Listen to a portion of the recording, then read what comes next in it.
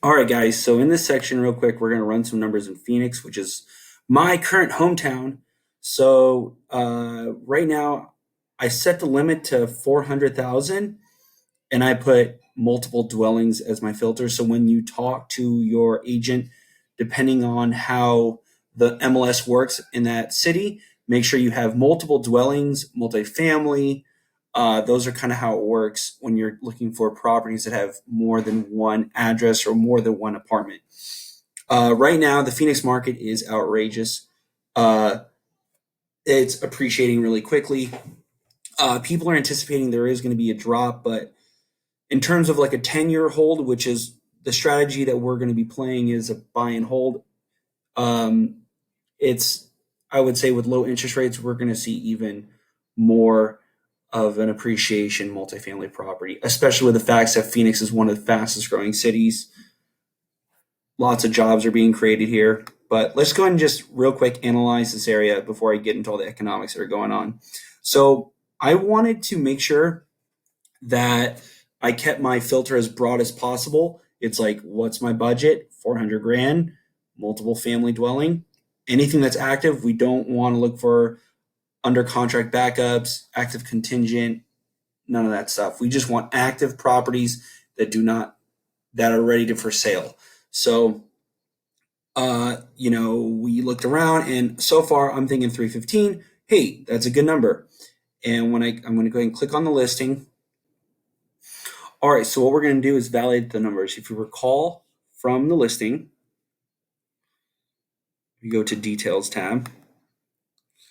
It says it made a gross income of 21,261. The two bedroom was making 682. The one bedroom making 500. Okay, so what we're going to do is we're going to go to the map section, and we want to see what the market is doing. Okay, we'll go ahead and just close the listing details on the left hand side so you can see the map. And we'll Star Canyon School of Nursing. We're going to keep that in mind when we're looking around. So let's go and zoom out. So it's on Central Avenue. It's right next to the canal. That's kind of awesome. In Dunlap. Okay. So we got Dunlap and Central Avenue right next to the canal. Guys, I think this neighborhood is going to be really solid in the long term. The fact that the canal is there is a really appealing thing for me. There's a nursing school there. That's always a good thing. Whenever there's a education center, that's always a positive. Um, okay, let's go ahead and let's double check Dunlap in that area.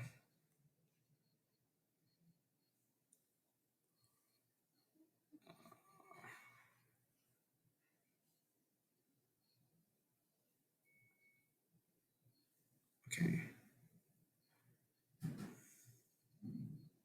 Sorry, I need to double check Dunlap and Central Avenue. Sunny Slope High School, guys. Actually, that's also another plus. Oh, it's right next to Northern too. Okay, so now we're going to go to Craigslist and we're going to validate what does. Now let me share this tab real quick. What does that area charge? So we're going to zoom in. We're going to try to find that spot. So there's Dunlap Avenue. There's Central right there. And here we go. Let's check out that area. And the fact there's not a lot of listings, I think we can consider that a good thing. Let's just see what one bedrooms are going for in that area. So we're just going to filter one bedroom, one bedroom. We're going to keep the search broad just so that we can see what a one bedroom. There's currently 123 listings in that area. Let's zoom in. Let's zoom in. Look at that. There's only two. That's a really good sign, guys. The fact that there's a high demand in the neighborhood. So Central Avenue, there's our canal. Remember, the triplex is right there, and we'll see what the one bedrooms are going for. 850 for the two bedroom and 695 for the studio. That's pretty wild, guys. So let's just use these two as our base, okay? Now let's go back to the listing and see what we're talking about here. And yeah, this is going to be probably a nicer end apartment. But the point is that the numbers, see, they're just showing you. Actually, guys, this unit is not even that much better than ours. They have black appliances. It's like if you see this person just took professional shots, this is what I'm talking about. This is where the opportunity is. You don't need to renovate all the time as long as you update. They left the yellow wall there still. It blinds. See, that's all you need to do, guys. If you took professional photos, update the blinds, make sure everything's nice and clean and stylish at least, like color matching and stuff. Gray and tan actually go really well together.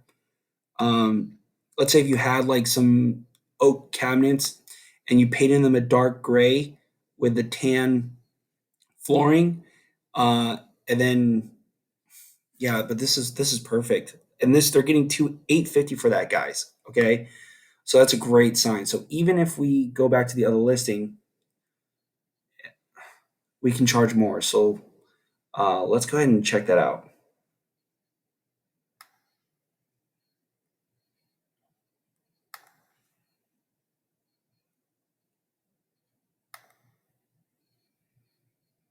Okay, so I'm back here.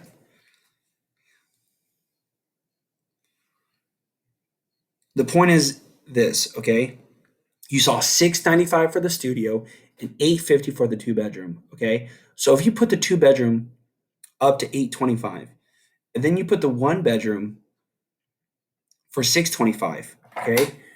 Now remember our cap rate, our net income was 5.4%, and then our gross capitalization rate was 6.5%, which is actually what the market is holding still steady to. Okay. If we were just to increase the two bedroom to 825 times two, that's 1650. They're saying they're totally getting a monthly rental income 1865. Guys, with a little bit of better photography, you clean up the yard a little bit, plus the 625, we should be getting around 22, almost $2,300. Okay.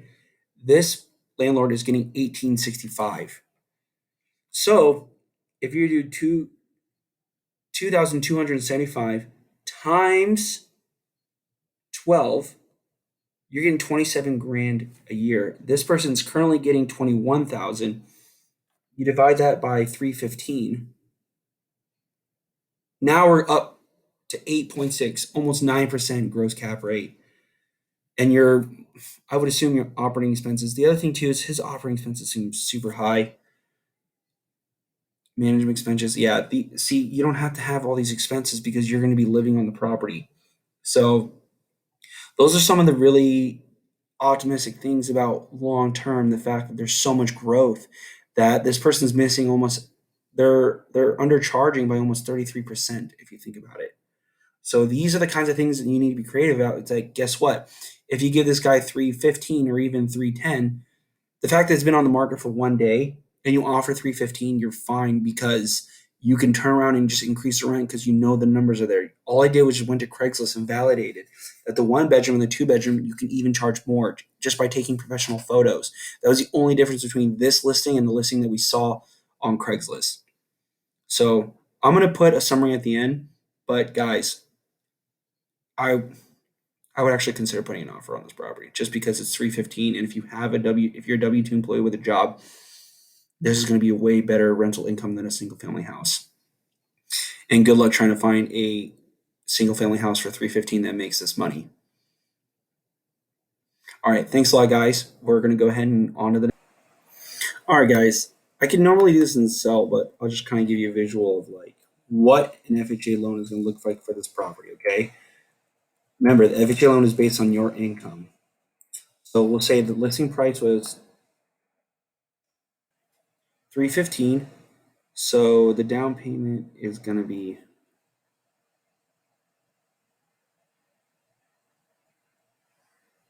1125, 3.5% down payment, 30-year, 3.8 AZ, property tax per month, homeowners insurance, HOA. So right now you're going to have mortgage insurance of 218. That will eventually fall off. Homeowner insurance, you could probably get a policy for that much. Property tax, we can actually look that up as well. But let's just say ballpark $1,800.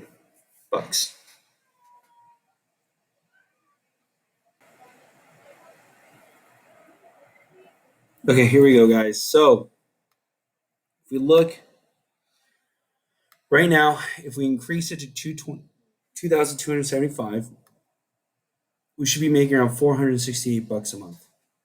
That's after you move out, right? With the current rate, you're only making $57 a month. This is where we put the one bedroom as is for 500, two bedroom 682, two bedroom 682, right? You can see as is with the current rate, it's really not that impressive, right? And then if you update, you just take new photos and relist it after the old tenants move out. Remember, the current tenants, they get to live there until their lease is up. Once it expires, you can offer them, hey, listen, I have to increase the rent to 625 or 825, whatever, depending on if they're one bedroom or the two bedroom. If they can't afford it, it's just unfortunate, but you have to think about yourself in the situation. Um, Eventually, though, this property should be making around $468 a month, which, think about it, guys, that is better than a lot of other investments out there. And every single month, you're paying down this property, and eventually, $200 from the mortgage insurance is going to fall off. And if you see also right here, what happens is without even really making too many updates, right? You're just taking new photos and remarketing it. It was previously making a gross cap rate of 6.7 with this annual income divided by this asking price equals 6.7% cap rate.